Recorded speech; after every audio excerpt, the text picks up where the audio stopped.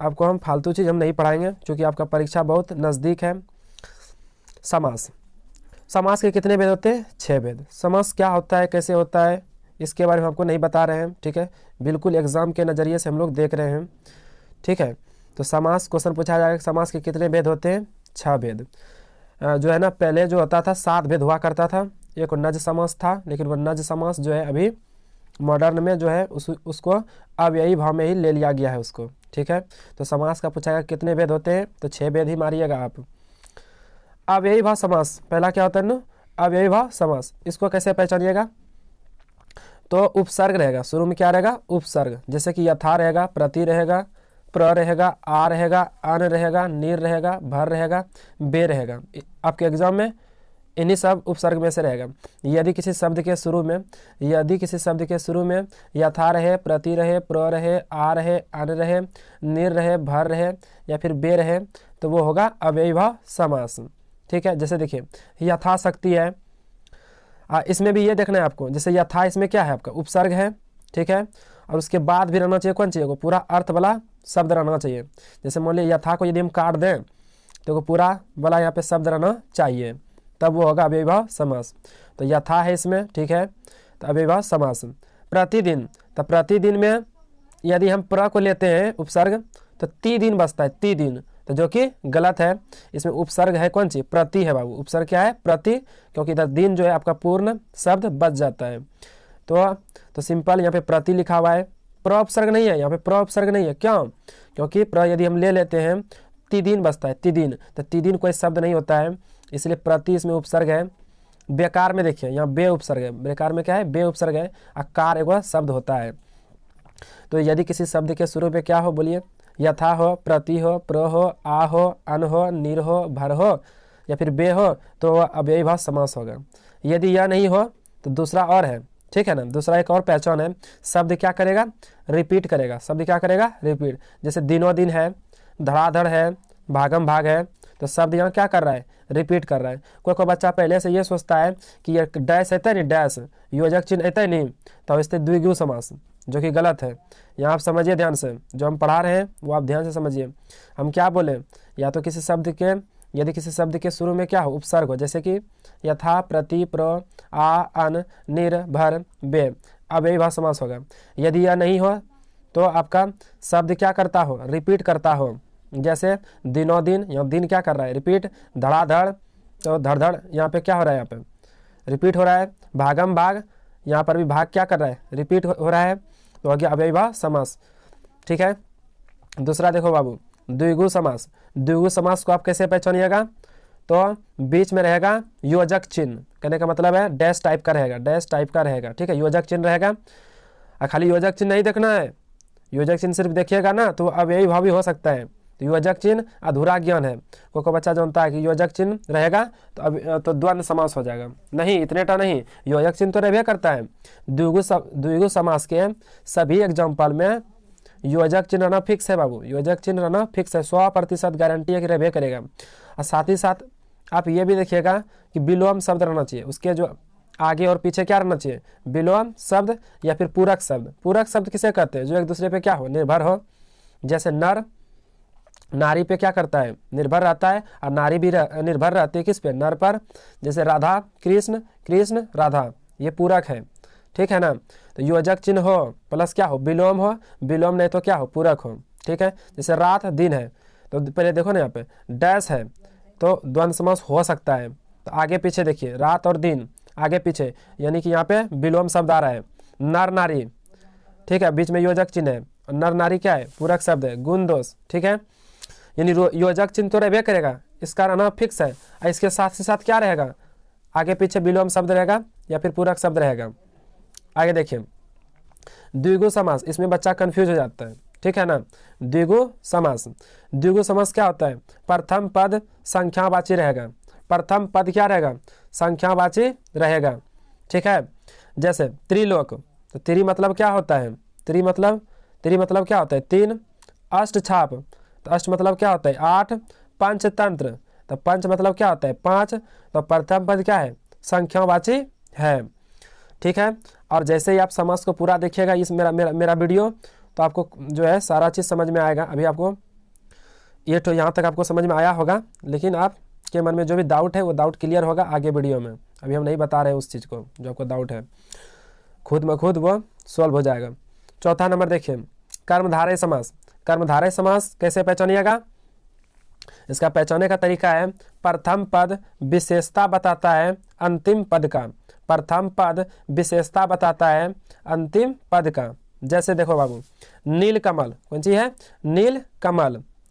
तो कमल का विशेषता है, यानी क्या बोले हम, प्रथम पद विशेषता बताता है। तो प्रथम पद यहाँ कौन सी है? नील है, और अंतिम पद क्या है? कमल। तो प्रथम पद जो नील है, नील कमल मतलब नीला कमल। नील कमल मतलब क्या हुआ? नीला कमल, यानी नीला विशेषता बता रहा है किसका? तो कमल का। कमल अंतिम पद है। चंद्रमुख यानी चंद्रमा जैसा मुख है, चंद्रमा के समान मुख। तो चंद्र यानी चंद्रमा, चंद्रमा जैसा, ठीक है ना। तो मुख की विशेषता है, मुख की क्या है?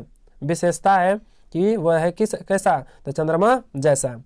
महात्मा देखो, महात्मा को संधि वो करो, इसका विग्रह करो तो क्या होगा?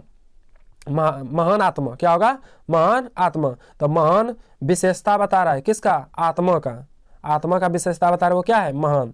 या फिर आप ऐसे कर सकते हैं, अंतिम पद के साथ कैसा लगाकर प्रश्न करें। अंतिम पद के साथ कैसा लगाकर प्रश्न करें, यदि उसका सटीक आंसर आ गया तो हो जाएगा कर्मधारय समास। जैसे देखिए, कमल अंतिम पद है, इसके साथ कैसा लगाकर प्रश्न कीजिए। कैसा कमल? तो नीला। कैसा कमल? नीला। मुख, मुख कैसा? चंद्रमा जैसा। मुख कैसा? चंद्रमा जैसा। आत्मा कैसा? महान। आत्मा कैसा? महान। ठीक है। प्रथम पद विशेषता बता रहा है अंतिम पद का। बहुब्रीहि समास देखिए, बहुब्रीहि समास कैसे पहचानिएगा? समान अर्थ को छोड़कर विशेष अर्थ देता है। समान अर्थ को छोड़कर विशेष अर्थ देता है। बहुब्रीहि समास कैसे पहचानिएगा? तो समान अर्थ को छोड़कर, समान नहीं होगा, सॉरी, ठीक है, सामान्य, थोड़ा सा गलती हो गया है, आप वहाँ सुधार कर लीजिएगा। सामान्य होगा, क्या होगा बाबू? सामान्य। सामान्य, यहाँ पे थोड़ा गलती हो गया। सामान्य अर्थ को छोड़कर विशेष अर्थ देता है। अब विशेष अर्थ में भी क्या देगा? तो देवी देवता वाला नाम, देवी देवता वाला शब्द, देवी देवता वाला शब्द। विशेष अर्थ में भी कौन सी? देवी देवता वाला शब्द। तब बहुब्रीहि समास आप सीधा समझिए कौन सी? देवी देवता वाला शब्द। अब देवी देवता वाला शब्द सिंपल ही नहीं लिखा रहेगा कि डायरेक्ट गणेश जी या शंकर भगवान, सिंपल ही नहीं रहेगा, समान अर्थ रहेगा, लेकिन उसका जो विशेष अर्थ हो जाएगा देवी देवता वाला, ठीक है ना, यानी थोड़ा सा बदल के रहेगा वहाँ पे। जैसे देखिए, लंबोदर, लंबा है जिसका उदर, ठीक है ना। आपका यहाँ पे अब डाउट क्या हो गया आप सबका? आ गया। आपको हम बताते हैं, जैसे लंबोदर है बाबू, इसका मतलब क्या होता है? लंबा उदर। लंबा उदर, थोड़ा सा इसको मोटा करने दीजिए। लंबा, लंबा उदर, लंबा उदर वाला, लंबा उदर वाला। तो यहाँ पे उदर मतलब होता है पेट। उदर मतलब क्या हुआ? पेट।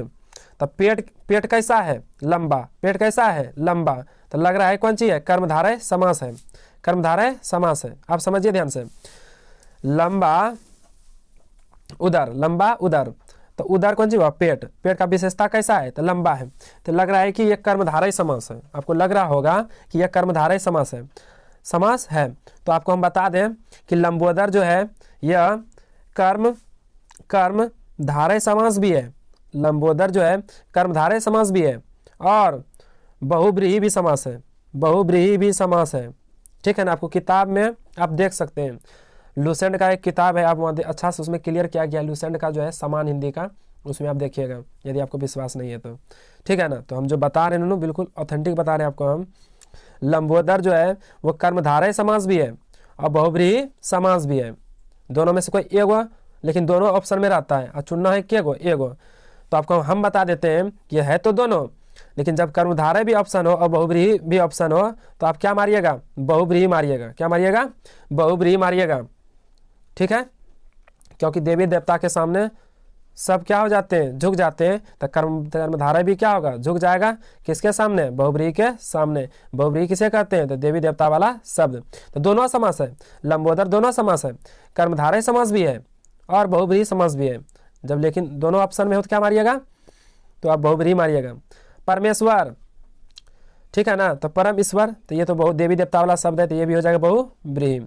चक्रपाणि, चक्र पानी अर्थात कौन सी, सरस्वती माँ, यानी जिसके हाथ में क्या हो, सॉरी चक्र पानी, चक्र पानी यानी कि आपका विष्णु भगवान, ठीक है, जिसके हाथ में जो है चक्र हो तो वो हो जाएगा विष्णु भगवान। जैसे वीणा पानी, जिसके हाथ में क्या हो, वीणा हो, तो सरस्वती माँ, ठीक है। दशरथ एक प्रकार का ये देवी देवता ही है, ठीक है, दशरथ मतलब श्री राम के जो पिता थे।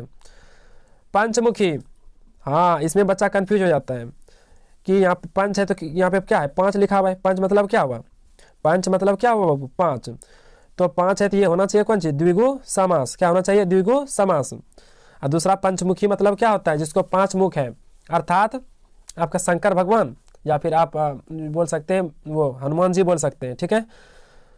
तो देवी देवता वाला शब्द है, तो ये बहुब्रीही भी होगा, बहुब्रीही, ठीक है।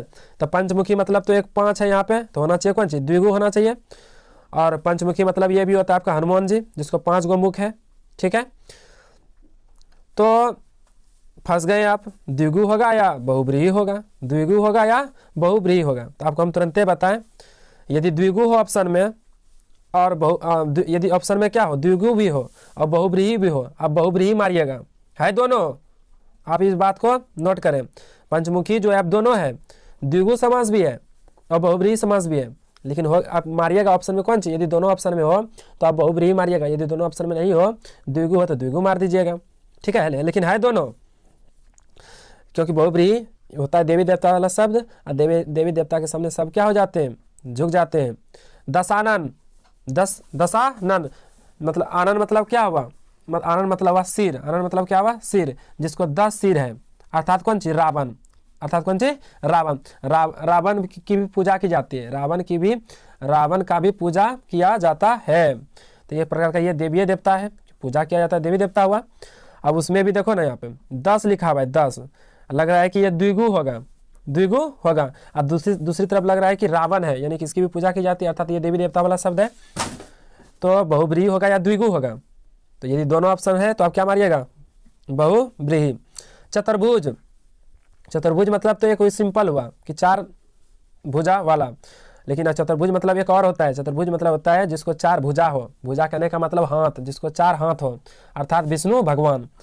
इसीलिए इसमें आपको लग रहा है द्विगु भी है, चतुर्भुज मतलब 4 हुआ ना, और चतुर्भुज मतलब होता है विष्णु भगवान, जिसको 4 हाथ है, भुज मतलब हाथ, तो द्विगु होगा या बहुब्रीही होगा, तो बहुब्रीही मारिएगा।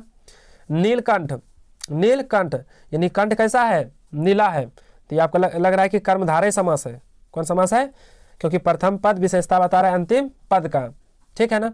तो लग रहा है आपको कौन सी, कर्मधारय समास है। और एक नीलकंठ का मतलब होता है आपका शंकर भगवान, जिसका कंठ क्या हो, नीला हो। तो कर्मधारय ऑप्शन में रहे और बहुब्रीही रहे तो बहुब्रीही ही मारना है, द्विगु ऑप्शन में रहे और बहुब्रीही रहे तो बहुब्रीही ही मारना है।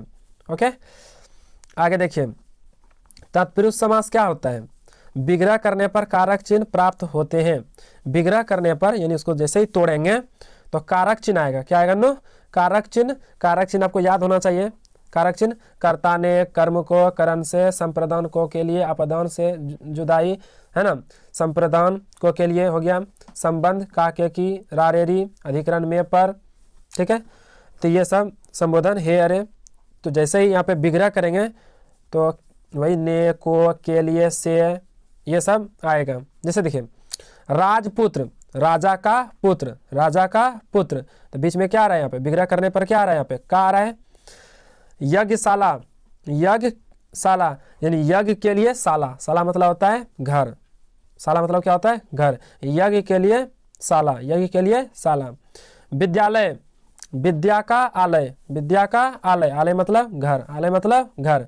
गगनचुंबी, गगन को चुमने वाला, है ना, जैसे गगन को चुमने वाला, तो को आ गया, जैसे उसको तोड़ रहे थे क्या आ रहा है, को, गगन को, तो यहाँ पे को क्या है, कारक चिन्ह है भाई। रस भरा, रस से भरा, रस से भरा, वहां से आ रहा है बीच में। पुरुषोत्तम, पुरुषों में उत्तम, पुरुषों में उत्तम, तो कारक चिन्ह आ रहा है वहां पे। काम चोर, काम से चोर, काम से चोर, से आ रहा है, तो विग्रह करने पर क्या आएगा नो, कारक चिन्ह। आशा करते हैं आपको यहाँ पे समझ में आया हो। यदि इसका आप पीडीएफ लेना चाहते हैं, पीडीएफ यदि आपको चाहिए और यदि निकलवाना चाहते हैं तो आप हमारे टेलीग्राम चैनल को ज्वाइन कर लीजिए, लिंक इस वीडियो के डिस्क्रिप्शन में होगा, टेलीग्राम चैनल का। यदि वीडियो अच्छा लगा हो कृपया एक लाइक कर दें, और यदि चैनल पे नए हैं तो चैनल को सब्सक्राइब कर लें। हम और हिंदी का ग्रामर का वीडियो जल्द ही लाएंगे। आपका एग्ज़ाम बहुत निकट है बाबू, तो आप समास को अच्छा से रट जाइए, याद कर लीजिए इस नियम को, और आप प्रैक्टिस कर लीजिए कोई भी किताब से प्रैक्टिस कीजिएगा, सारा बन जाएगा, सारा बन जाएगा। ठीक है, धन्यवाद।